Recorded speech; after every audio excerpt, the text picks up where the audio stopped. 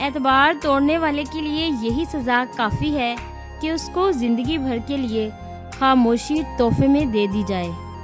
زندگی کی محفل میں جب صبر آتا ہے تو بے شمار گناہ اٹھ کر چلے جاتے ہیں۔ اگر کچھ الگ کرنا ہے تو بھیڑ سے ہٹ کر چلو۔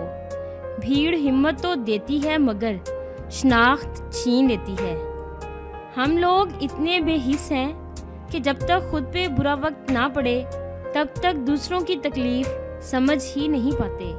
جھوٹ کا بھی ایک ذائقہ ہوتا ہے، خود بولو تو میٹھا لگتا ہے، کوئی دوسرا بولے تو کڑوا۔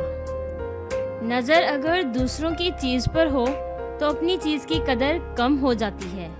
کم ترین علم وہ ہے جو زبان پر رہے، اور بلند ترین علم وہ ہے جو کردار سے ظاہر ہو۔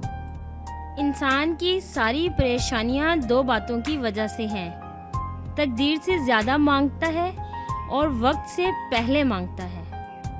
محبت ڈھونڈنے والوں کو نہیں، بانٹنے والوں کو ملتی ہے۔ بعض دعائیں رب کے فیصلے نہیں بدلتی مگر آپ کا دل بدل دیتی ہیں اور رب کے فیصلے کے مطابق کر دیتی ہیں۔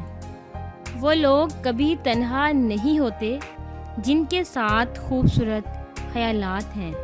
غصہ اس سلگتی ہوئی لکڑی کی مانند ہے جو دوسروں کے جلانے سے پہلے خود جلتی ہے۔